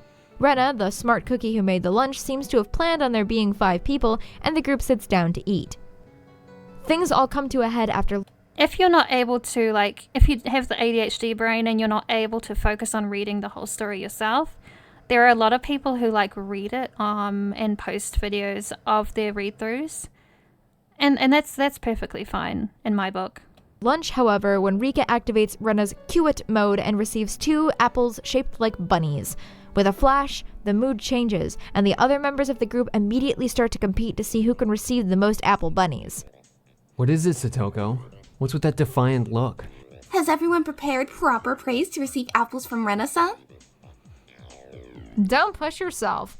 What kind of praise can you think up with your weak vocab? Well then, allow me to show you. Satoko wins her over with cuteness, Keiichi and Mion strike back with charm, and then Rika takes the gold by being even more cute. They hang out and play for considerably longer, but when the sun begins to set, Rika and Satoko head home, followed by Mion.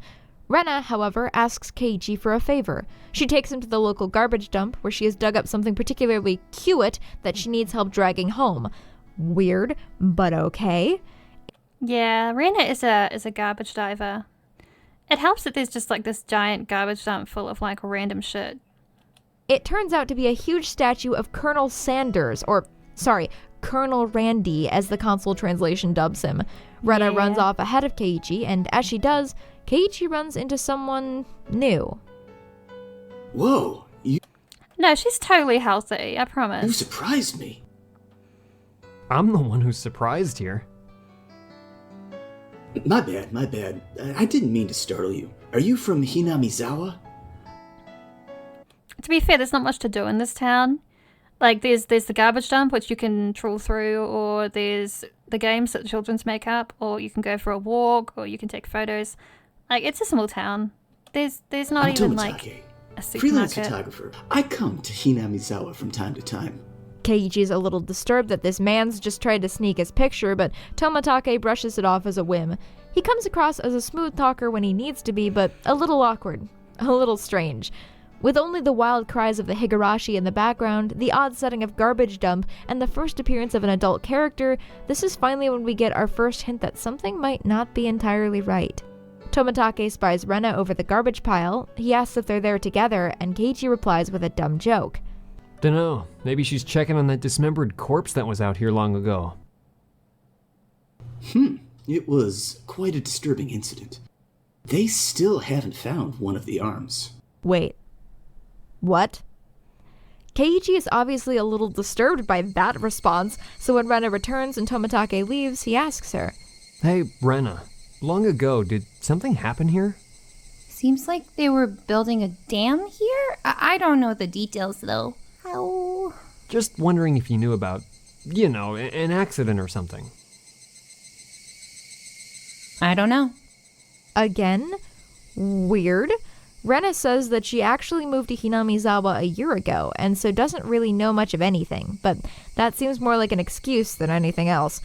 The night ends with an odd sense of disquiet. The call she will just put up that brick wall like it's nothing, and I love her for it. All of the Higurashi fading into the dark. There's one important thing I haven't mentioned yet, as it hasn't been relevant, but in between chapters we have been receiving tips that tell us more about the story. As you'll see, this gets used very effectively to bring us as the viewer up to speed on things that the current POV characters have no way of knowing, for, as you'll see, we as the reader are treated as a different entity than the characters in the story. The tips aren't really necessary for the most part in reading the story, but they add a lot of extra context that anyone who's serious about solving the mystery should probably read. I'll bring them up when I feel like they're particularly relevant.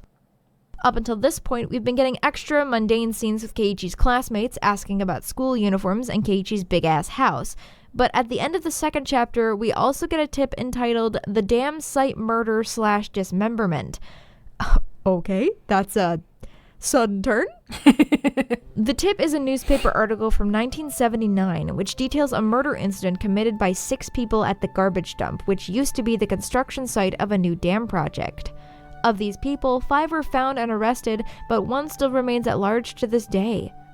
Creepy. The next day after class, Keiichi is talking to Mion and Rika about Rena's Colonel Sanders fetish, and they stumble on the topic of the dam project. Yeah, things are getting spooky. It was cancelled a long time ago. Everyone gathered together and fought against it.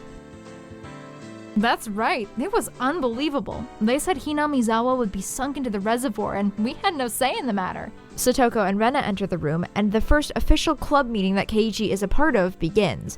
Because, by the way, the girls have a club. They play board games, and the loser gets a punishment. It's really intense, just... you'll see.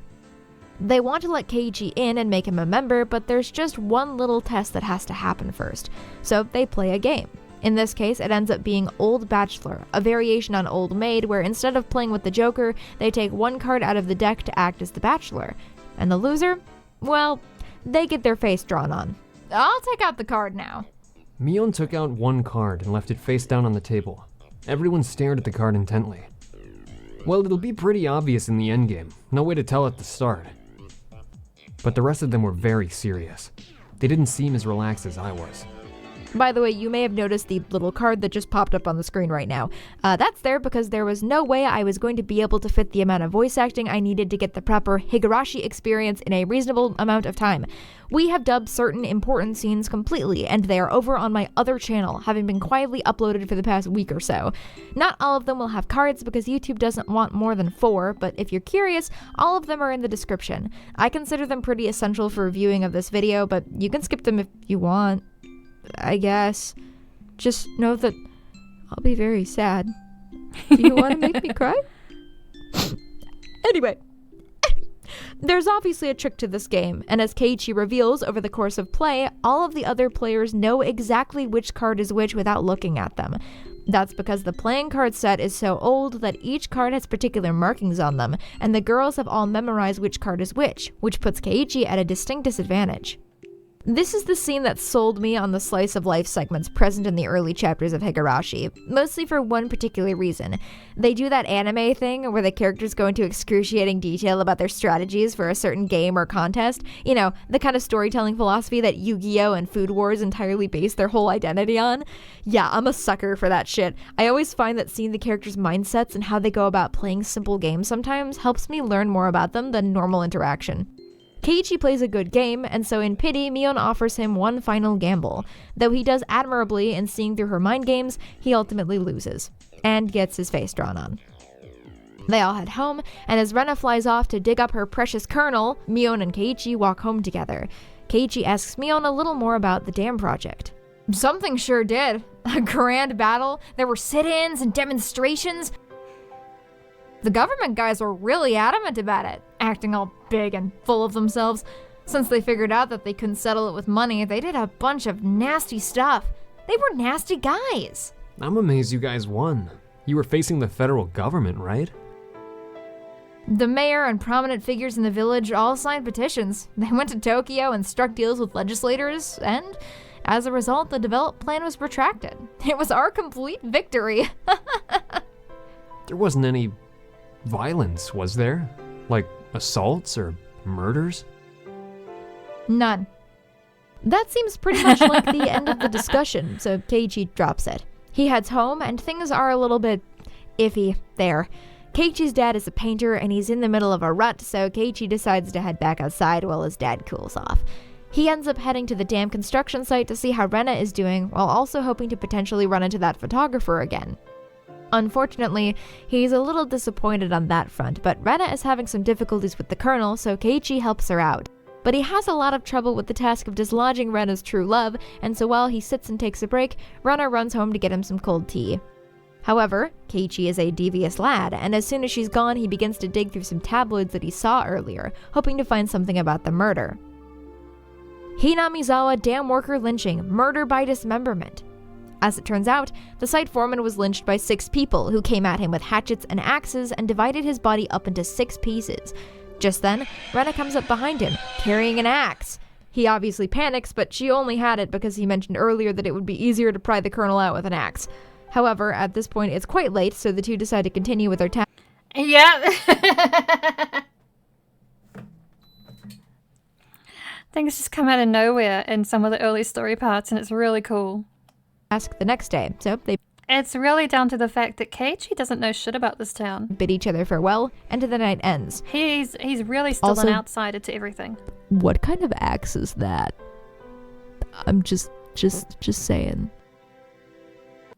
The next day, a sentence you're going to hear a lot in these videos as Higarashi's chapters are divided into days, the club members play a game of zombie tag for PE. For those who had no lives as children, how zombie tag works is someone starts as it, but instead of passing on their role to whoever they touch, they simply spread it. So by the end of the game, only a couple of people are left being... I guess I had no life. No, she's right. She did catch me on that one. I did have no life. chased, essentially, by a horde of zombies. Of course, since the club members are involved, it gets turned into a game of psychological warfare where Rena ends up surviving by Yes, that's how we found out that we don't have childhoods. Oh my god. chance, and Mion survives by pretending to be a zombie the entire time. Fun and shenanigans. After school, Keiichi heads out to help Rena with the excavation, but ends up running into Tomitake again along the way. By the way, was that girl an acquaintance of yours? What was that all about? She was walking around with a bared hatchet, and she was laughing with a huge smile across her face. I hid myself because I thought it might be dangerous. Should I call the cops to be safe? It's fine. It's fine. Just leave her be. She's just wandering around looking for more victims. Nogibara, you're an asshole. You know that? He reaches the dam site and they set to work on freeing the precious Colonel. While taking a break, Keiichi asks Rena about why she moved here, but he ends up getting asked the same questions and giving all the answers. They return to work, and though Keiichi finally frees Rena's love, he accidentally ends up chopping off the figure's arm in the process. Tomitake's words flash through his mind. Seems they haven't been able to find one of the arms, you see. He can't help but read this incident now as a bad omen, but he shakes it off and helps Rena carry her prize home, their mission a success. One tip after this chapter is interesting. It turns out that Rena's name isn't actually Rena, but Reina. Rena is actually a nickname. It's a little odd how vehemently against using her full name she is, but hey, I'm the exact same way. To the extent when people finally realize that I have a much longer name than what I go by, they are inevitably surprised. The next day, the club discusses Rena's magpie-like tendencies and the upcoming Watanagashi festival.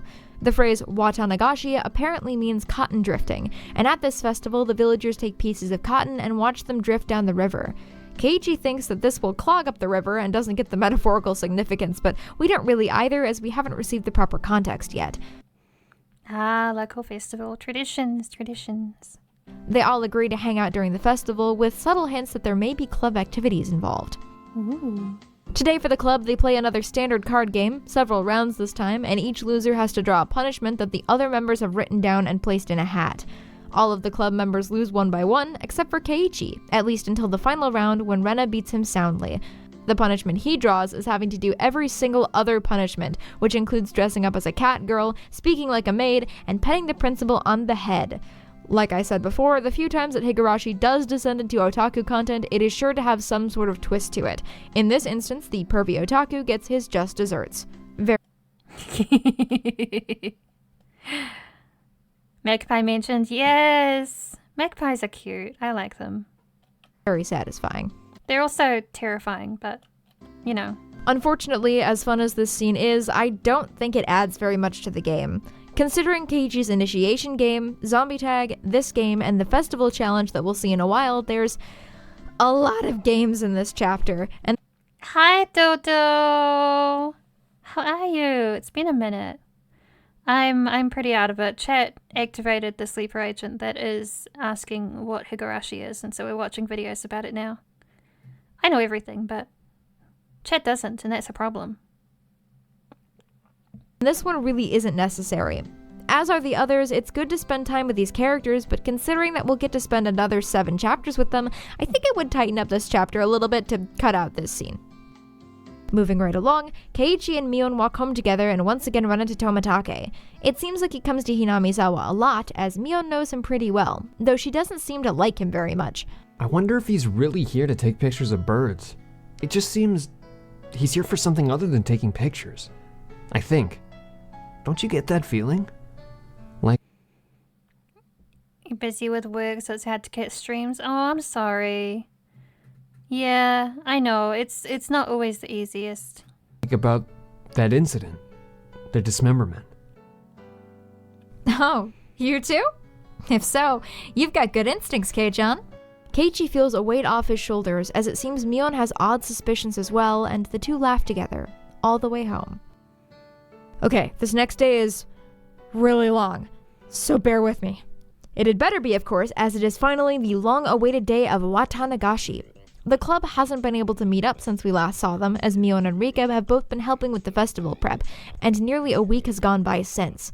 We cut to the night of the festival, and Keiichi is currently jumping out of his shoes in preparation for the biggest club event of the season, the Watanagashi 5-Demon Firefight. Rena comes to pick Keiichi up, and his mother asks her to look after him for her. How? Yes, ma'am. Even if it means I must sacrifice myself. They meet up with Mion and make their way to the festival, which is fully decked out. It looks incredible, especially for a town as small as Hinamizawa. Apparently it's a really big deal, as over half the village and many people from outside of town attend. They find Satoko and Rika, who looks incredibly cute in her Shrine Maiden outfit, and the firefight begins.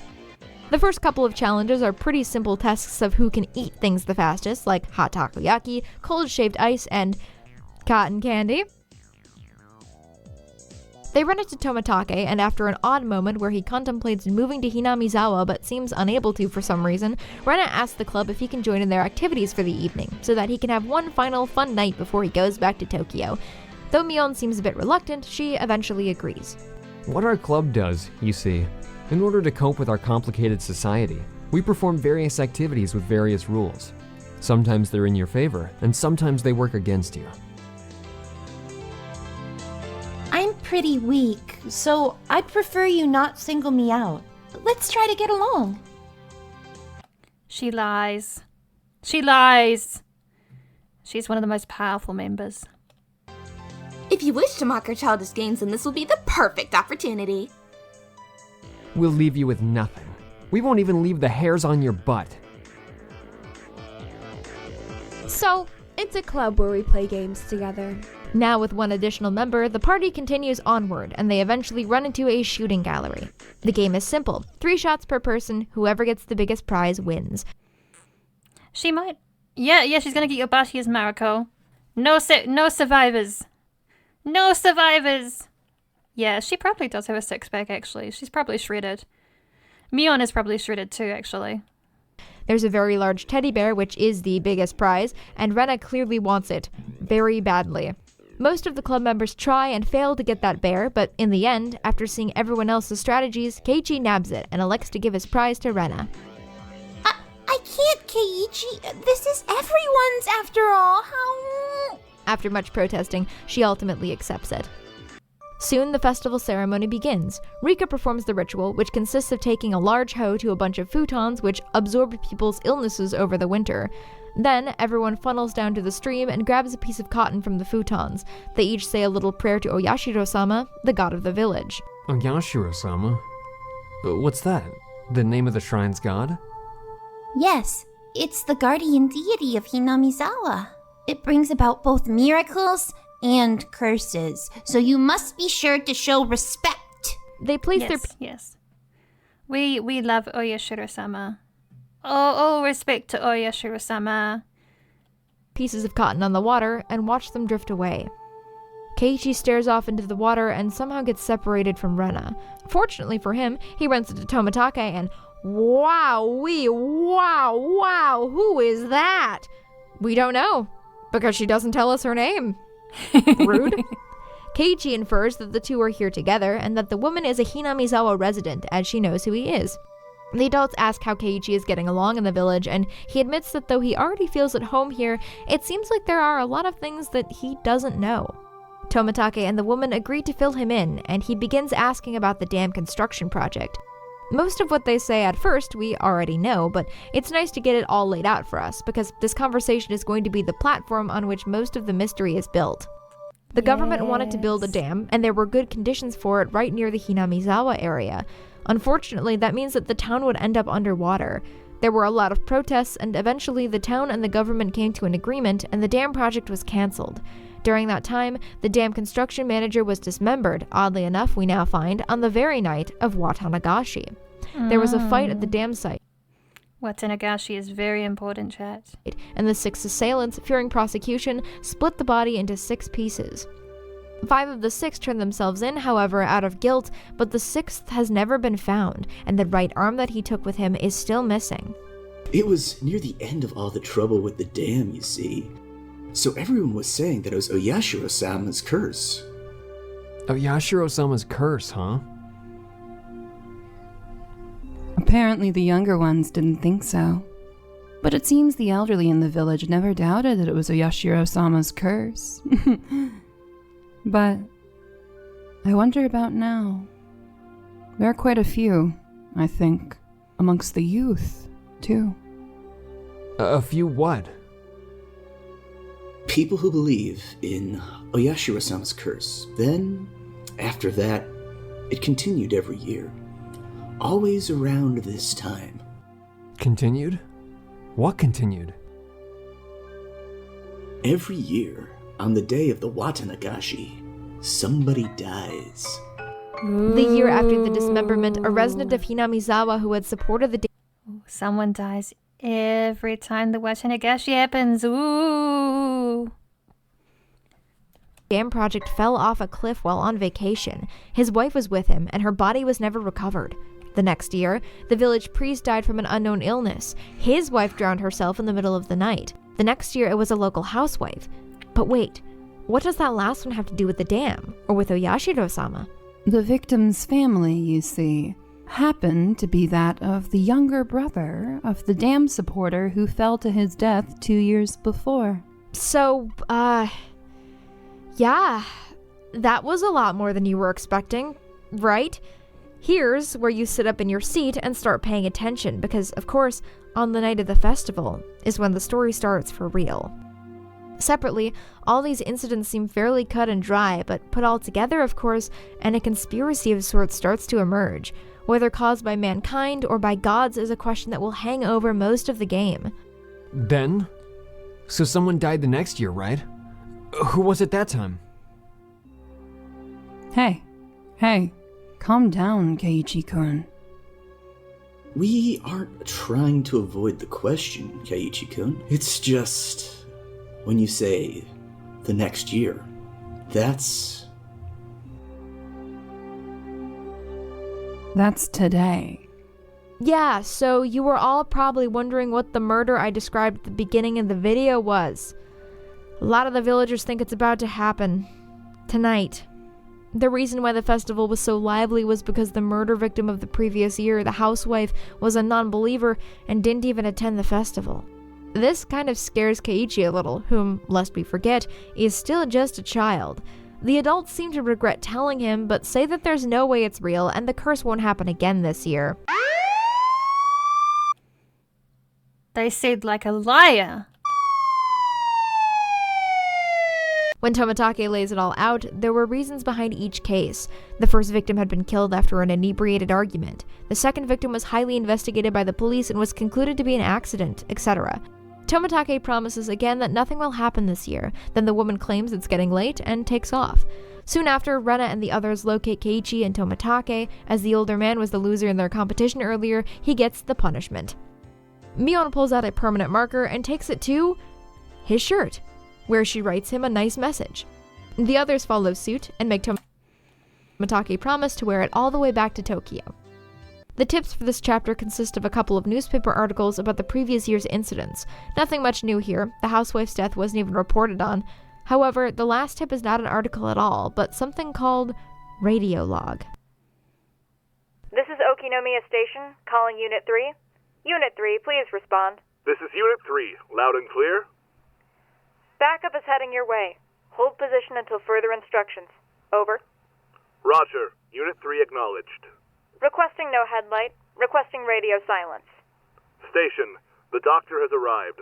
They want to carry it away. What's the order? Over? Acknowledged. Leave it to the doctor. Affirmative. Understood. Ah, backup has arrived. Shouldn't we let them take a photo first? I think the Vic is done for. The what now? So it, seems like Tomotage might be a dirty, dirty liar, but we can't get a confirmation on when this tip takes place yet, so for now we'll have to keep reading.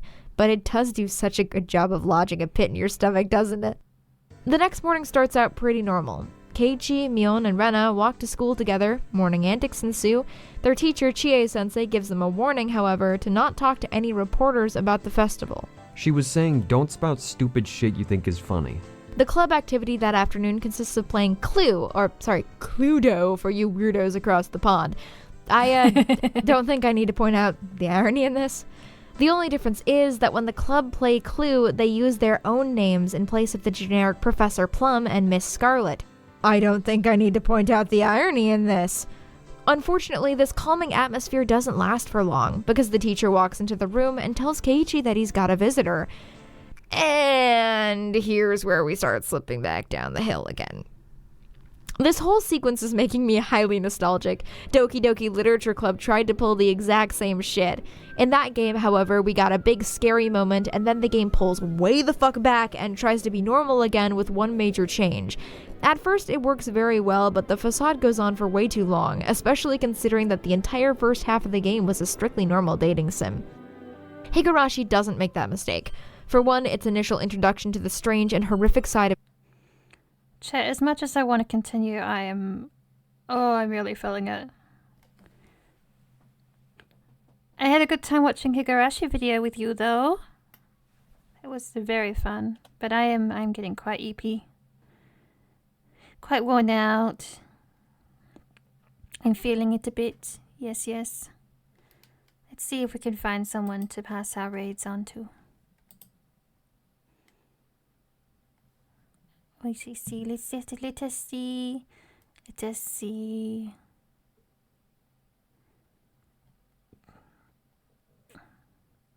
Oh, Hika's playing Supermarket together. Let's get her. I like Hika. Hika's great. Hika's a great gal. She's very fun. I hope you'll enjoy hanging out with her. I will be lurking, but that's okay.